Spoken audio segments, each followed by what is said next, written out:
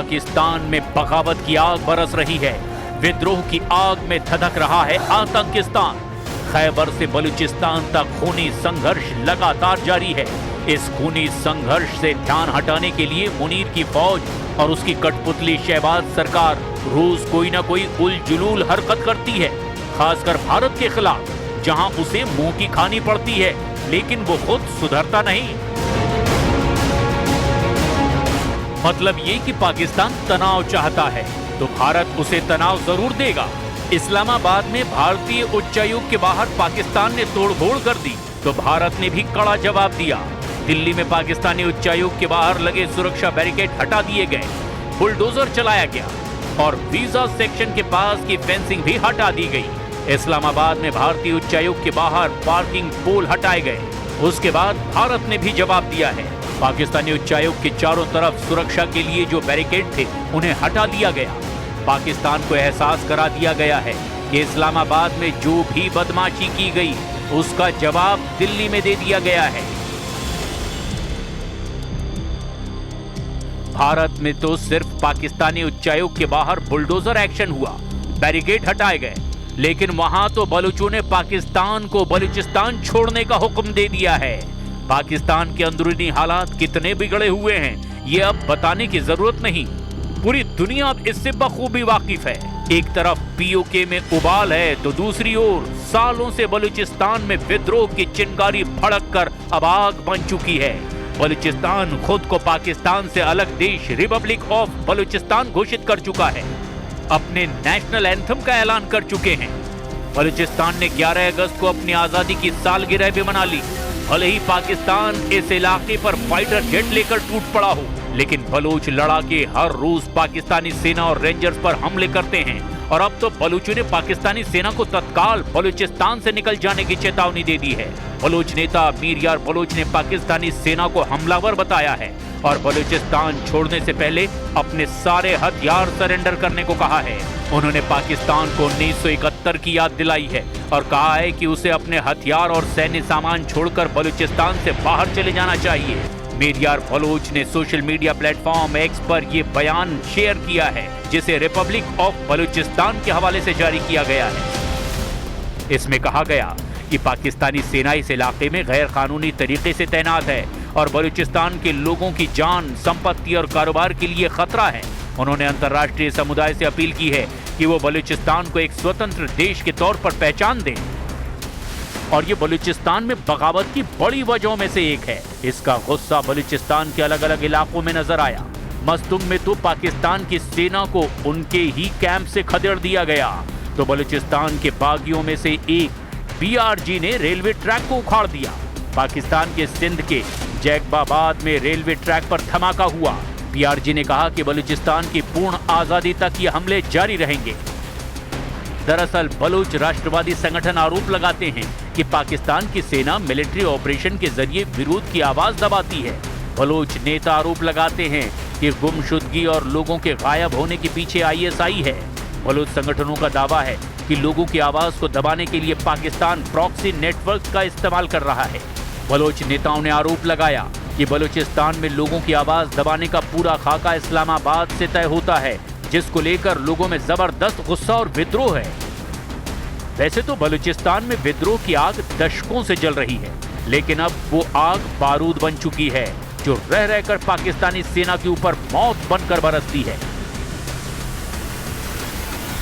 बलूचिस्तान के अलावा पीओके में भी प्रदर्शन चलता रहा। रावलाकोट से लेकर मुजफ्फराबाद तक कश्मीरियों का प्रदर्शन जारी है। पीओके के पलंदरी इलाके में तो बड़ी संख्या में लोग इकट्ठे हो गए, नारेबाजी की। छोटे छोटे बच्चों ने भी अपने गुस्से का इजहार किया।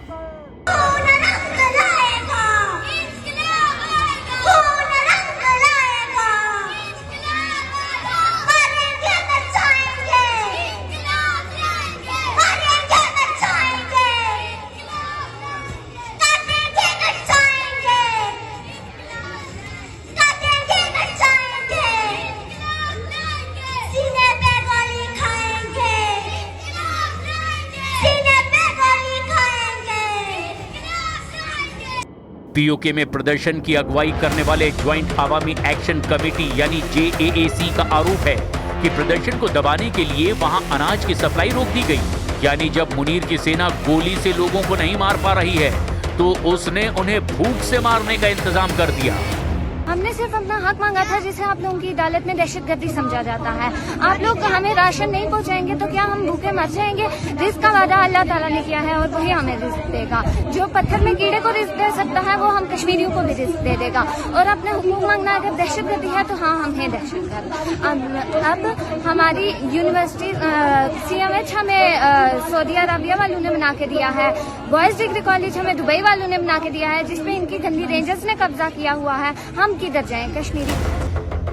पीओके से बलूचिस्तान तक मुनीर एंड कंपनी का दम फूलता दिखाई दे रहा है, क्योंकि लोगों के मन में मौत का डर निकल चुका है।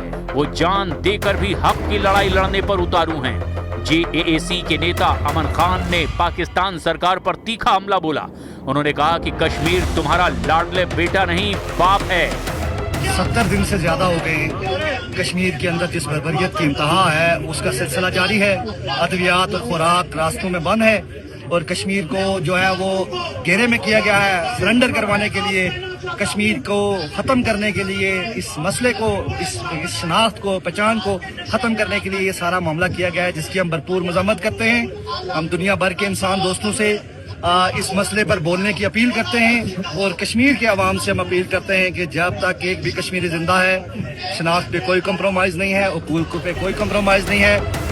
दरअसल 5 जून को दवा और आटा जैसी बुनियादी जरूरतों को लेकर के पाकिस्तान के कब्जे वाले कश्मीर में विरोध प्रदर्शन शुरू हुआ, लेकिन पाकिस्तान सरकार ने पीओके में प्रदर्शनकारियों से बातचीत करने की बजाय टॉर्चर करना शुरू कर दिया। लॉन्ग मार्च का ऐलान हुआ तो लाठी गोलियां चलाई गई, यहाँ तक कि इंटरनेट को बंद कर दिया गया और बंदूक की नली से विरोध को दबाने की कोशिश होने लगी। तब से लेकर अब तक 100 से ज्यादा लोग वहां मारे जा चुके हैं, लेकिन पीओके के लोगों का हौसला नहीं टूटा।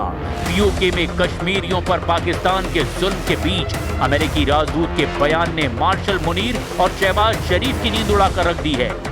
This is an important part of India, and so I'm here visiting for the first time. It is an incredibly beautiful place. Kashmir Bharat का हिस्सा है और हमेशा रहेगा।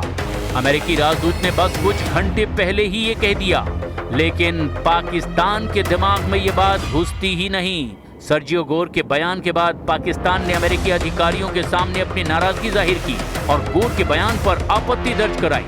इतना ही नहीं, पाकिस्तान भी अब प्रोपेगेंडा करने से बाज नहीं आ रहा है।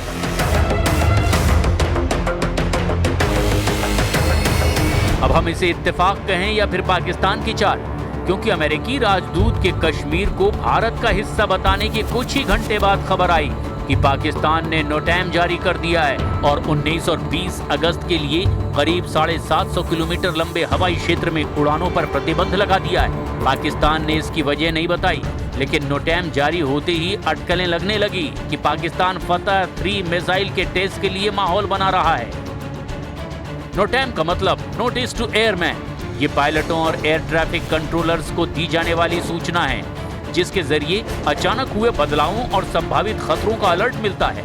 और पाकिस्तान ने करीब 750 किलोमीटर इलाके में ये अलर्ट जारी किया है, जिसे फतह 3 टेस्टिंग से जोड़कर देखा जाने लगा है।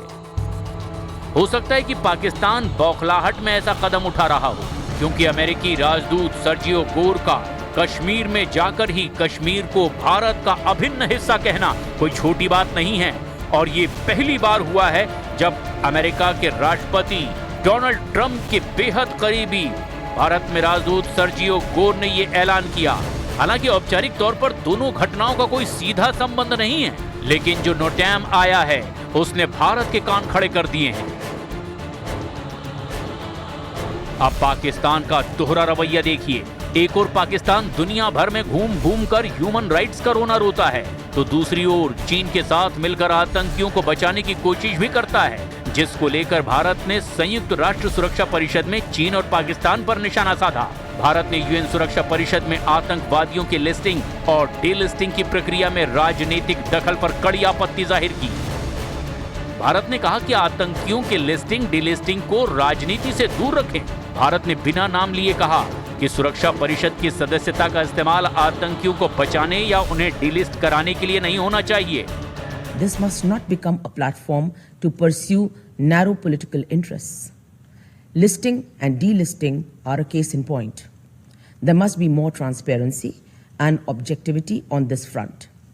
Presence in the Security Council must not be instrumentalized to legitimize terrorists by attempting to delist them or to list other entities as terrorist organizations based solely on political considerations without any objective criteria or supporting documentation. Bharat का इशारा मुख्य रूप से उन मामलों की ओर है जहां चीन ने पाकिस्तान में पलने वाले आतंकवादियों को यूएनएससी की 1267 कमेटी में लिस्ट करने के प्रस्तावों पर रोक लगाई है, जिसमें मुख्य रूप से लश्कर-ए-तैयबा और जैश-ए-मोहम्मद और उनसे जुड़े संगठन के नाम शामिल हैं।